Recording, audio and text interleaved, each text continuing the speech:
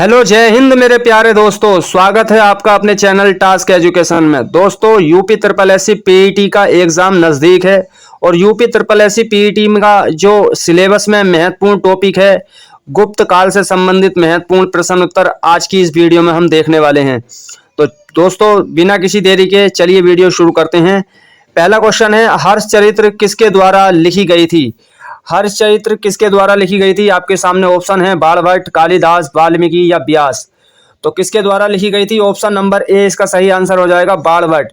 देखिए, हर्षवर्धन के जो दरबारी कवि थे बाणभट्ट के द्वारा जो हर्षचरित्र है ये लिखी गई थी। तो हर्षवर्धन महत्वपूर्ण टॉपिक है, उससे संबंधित बहुत महत्वपूर्ण टॉपिक जो है कवर होंगे। ठीक है, ये बहुत ही महत्वपूर्ण टॉपिक है, इनसे प्रश्न बनता ही बनता है। तो ये बहुत महत्वपूर्ण प्रश्न हुआ, एसएससी सीजीएल 2002 में भी आया हुआ है ये। तो चलिए नेक्स्ट प्रश्न है, निम्नलिखित में वह अंतिम बौद्ध राजा कौन था जो संस्कृत का महान विद्वान और लेखक था? यूपी पीसीएस 2012 में पूछा हुआ। कौन सा राजा था जो संस्कृत का महान विद्वान और लेखक था? कनिष्क, हर्षवर्धन, अशोक या बिंबिसार? तो ऑप्शन नंबर बी हो जाएगा इसका सही आंसर, हर्षवर्धन। देखिए, हर्षवर्धन संस्कृत का महान विद्वान भी था और लेखक भी था। इसने क्या क्या लिखी थी? इसने प्रियदर्शिका, रत्नावली। ठीक है, इसकी रचनाएं क्या हैं हर्षवर्धन की? प्रियदर्शिका, रत्नावली। ये आपको ध्यान रखना है। चलिए नेक्स्ट,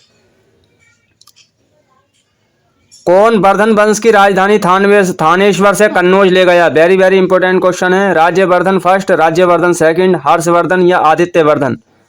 तो राजधानी थानेश्वर से कन्नौज कौन ले गया था? ऑप्शन नंबर सी इसका सही आंसर हो जाएगा, हर्षवर्धन। हर्षवर्धन अपनी राजधानी थानेश्वर से कन्नौज ले गया था। नेक्स्ट, हर्षवर्धन ने 606 ईस्वी में हर्ष संवत की स्थापना किस उपलक्ष्य में की थी? तो इसका क्या आंसर हो जाएगा? इसका सही आंसर हो जाएगा ऑप्शन नंबर डी, अपने राज्यारोहण के उपलक्ष्य में। नेक्स्ट है, निम्नलिखित में से कौन हर्षवर्धन के दरबार में संबद्ध नहीं था? यानी जो हर्षवर्धन के दरबार में नहीं था वो कौन है? कालिदास, बाणभट्ट, भर्तृहरि या मयूर? तो कौन है? ऑप्शन नंबर ए इसका सही आंसर हो जाएगा, कालिदास। देखिए, कालिदास कनिष्क का दरबारी कवि था। कनिष्क का दरबारी कवि हर्षवर्धन, कनिष्क का दरबारी कवि कालिदास था और बाकी बाणभट्ट, भर्तृहरि, मयूर ये हर्षवर्धन के दरबारी कवि थे। नेक्स्ट, हर्ष के शासनकाल में उत्तर भारत का सबसे महत्वपूर्ण शहर कौन सा था? तो हर्ष के शासनकाल में उत्तर भारत का सबसे महत्वपूर्ण शहर कौन सा था?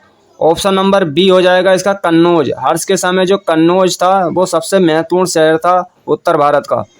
नेक्स्ट है, हर्ष की जीवनी किसने लिखी थी? तो हर्ष की जीवनी किसने लिखी थी? ऑप्शन नंबर सी, बाणभट्ट इसका सही आंसर हो जाएगा। बाणभट्ट ने हर्ष की जीवनी लिखी थी। अगला है, ह्वेनसांग भारत में लगभग कितने साल रहा?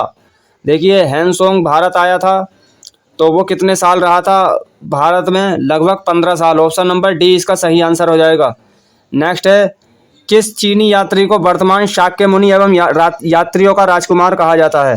तो ह्वेनसांग, फाहियान, इसिंग, इनमें से कोई नहीं। तो ऑप्शन नंबर ए इसका सही आंसर हो जाएगा।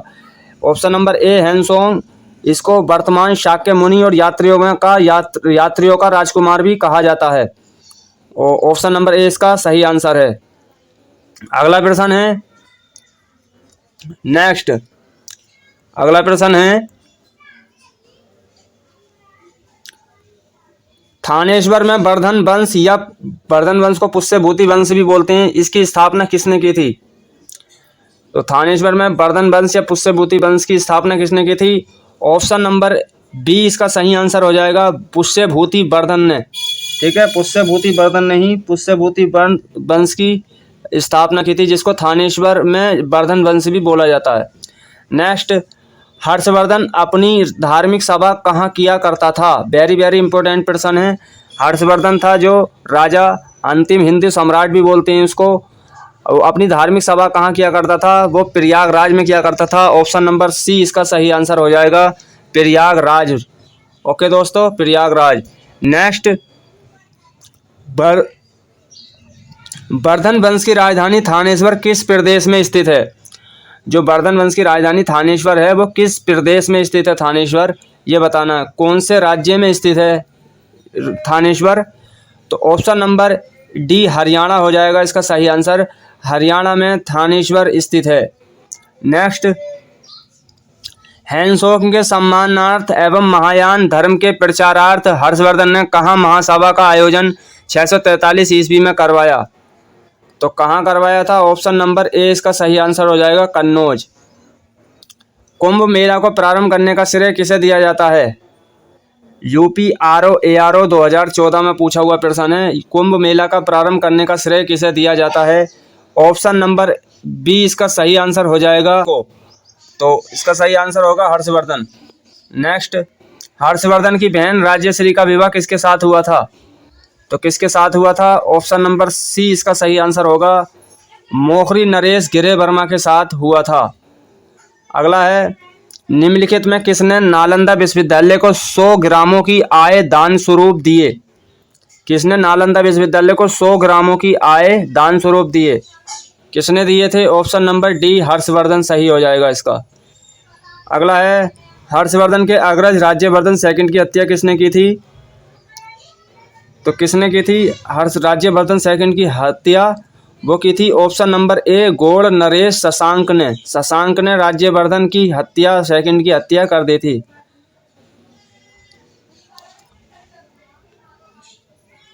अगला है, जो हर्षवर्धन के अग्रज राज्यवर्धन की सेकंड की हत्या, ऑप्शन नंबर ए इसका सही आंसर, गौड़ नरेश शशांक सही है। ठीक है। नेक्स्ट, हर्षवर्धन के समय में कौन सा चीनी तीर्थयात्री भारत आया था? जो हर्षवर्धन के समय में चीनी यात्री आया था वो कौन आया था हर्षवर्धन के समय? तो ऑप्शन नंबर ए शाक्य मुनि, राजकुमारों का राजकुमार। Option number B Hiuen Tsang. Hiuen Tsang Harshavardhan के शासनकाल में आया था। वेरी वेरी इंपॉर्टेंट प्रश्न है दोस्तों। नेक्स्ट, चालुक्य राजा पुलकेशी सेकंड को किसने पराजित किया था? जो पुलकेशी सेकंड है उसको किसने पराजित किया था? चालुक्य का जो राजा था, किसने किया था? Option number C Narasimha Varman ने किया था। ऑप्शन नंबर सी इसका सही आंसर होगा, नरसिंह वर्मन ने। नरसिंह वर्मन भी कौन सा? फर्स्ट वाला नरसिंह वर्मन। कन्नौज किस प्रदेश में स्थित है? तो कन्नौज बताना है किस प्रदेश में स्थित है। किस प्रदेश में स्थित है कन्नौज? उत्तर प्रदेश में स्थित है कन्नौज। डी ऑप्शन इसका सही आंसर होगा। अगला है, किस व्यक्ति को द्वितीय अशोक कहा जाता है? यानी द्वितीय अशोक किसको कहा जाता है? तो ऑप्शन नंबर ए हर्षवर्धन को द्वितीय अशोक कहा जाता है। अगला है, बाणभट्ट किस सम्राट के राज दरबारी कवि थे? तो किसके दरबारी कवि थे? ऑप्शन नंबर बी हर्षवर्धन के। तो बी इसका सही आंसर होगा। अगला, कवि बाणभट्ट कहाँ का निवासी था? अब ये बताना कहाँ का निवासी था बाणभट्ट? तो ऑप्शन नंबर सी थानेश्वर का। अगला, नागानंद का रचनाकार कौन था? तो नागानंद प्रियदर्शिका और रत्नावली ये किसने लिखी थी? Option number D Harshavardhan. Harsha एवं पुलकेशी सेकंड के मध्य हुए संघर्ष की जानकारी कहाँ से मिलती है? तो हर्ष एवं पुलकेशी सेकंड के मध्य जो संघर्ष हुआ था तो उसकी जानकारी किस अभिलेख से मिलती है? ऑप्शन नंबर ए ऐहोल अभिलेख इसका सही आंसर होगा, ऐहोल अभिलेख से मिलती है। अगला है, प्रतापशील हूण हरिण केसरी महाराजाधिराज नामक उपाधियां निम्न में से किसकी थी? तो किसकी थी ये? ऑप्शन नंबर बी हो जाएगा इसका सही आंसर, प्रभाकर वर्धन की। नेक्स्ट है, सम्राट हर्ष ने अपनी राजधानी थानेश्वर से कहाँ स्थानांतरित की थी? तो हर्ष ने अपनी राजधानी थानेश्वर से कहाँ स्थानांतरित की थी? वेरी वेरी इंपॉर्टेंट प्रश्न हो जाएगा। ये कहाँ की थी? कन्नौज। ऑप्शन नंबर सी इसका सही आंसर होगा, कन्नौज। सकलोत्रापथनाथ किसे कहा जाता है? सकलोत्रापथनाथ किसे कहा जाता है? तो क्या किसे कहा जाता है? ऑप्शन नंबर किसको कहा जाता है? ऑप्शन नंबर डी हो जाएगा इसका भी, हर्षवर्धन को। देखिए हर्षवर्धन को ये भी कहा जाता है, बहुत लंबा नाम है, ध्यान रखना है, सकलोत्रापथनाथ। नेक्स्ट, हैंसोंग ने किसे शिलादित्य कहा है? किसको शिलादित्य कहा है? तो हैंसोंग ने किसे शिलादित्य कहा भाई? हर्षवर्धन को कहा।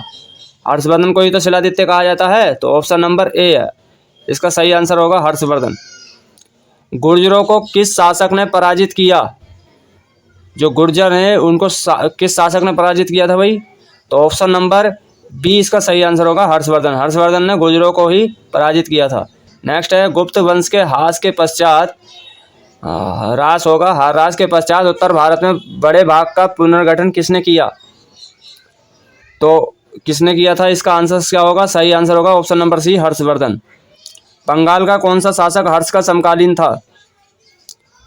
तो कौन सा शासक हर्ष का समकालीन था? तो पुलकेशिन शशांक था। दोस्तों शशांक, ठीक है, शशांक था। बंगाल का कौन सा शासक हर्ष का समकालीन था? ऑप्शन नंबर डी, शशांक सही आंसर होगा। नेक्स्ट, हर्षवर्धन के विजयी जीवन में एकमात्र पराजय देने वाला पुलकेशी सेकंड कहाँ का शासक था? तो कहाँ का शासक था? ऑप्शन नंबर ए इसका सही आंसर होगा, बतापी या बादामी। इसको बादामी या बतापी बोलते हैं। पुलकेशी सेकंड जो था ये बतापी का शासक था। अगला है 641 ईस्वी में किसने चीन के राजा ताई सुंग के पास एक राजदूत भेजा? किसने भेजा था? Option number B, Harshavardhan. Harshavardhan ने चीन के राजा ताई सुंग के पास एक राजदूत भेजा। अगला है चालुक्य शासक पुलकेशी सेकंड ने किस नदी के किनारे हर्षवर्धन को परास्त किया था, यानी पराजित किया था?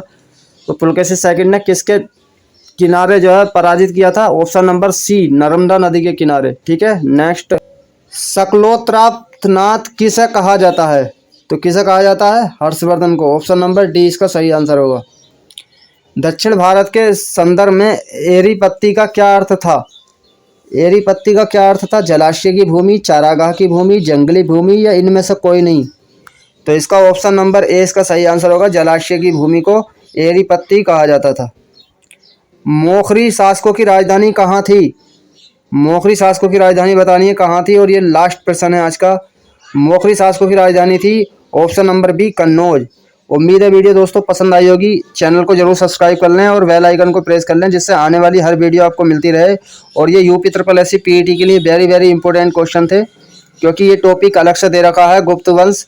तो गुप्त काल से संबंधित महत्वपूर्ण प्रश्न और हर्षवर्धन से संबंधित महत्वपूर्ण प्रश्न ये रहे, क्योंकि इसका जो प्रीवियस ईयर उठा के देखेंगे हम, तो हर्ष से संबंधित एक ना एक प्रश्न जरूर आया हुआ मिला है। 2 टेट हुए हैं 2021 और 22 में, और उम्मीद है 2023 में भी इससे संबंधित एक प्रश्न देखने को मिलेगा। तो सबको अच्छी तरीके से तैयार कर जाना। 38 प्रश्न है, 38 के 38 वेरी इंपॉर्टेंट प्रश्न है। तो मिलेंगे नेक्स्ट वीडियो में, तब तक के लिए आप अपना ख्याल रखिए। Thank you so much.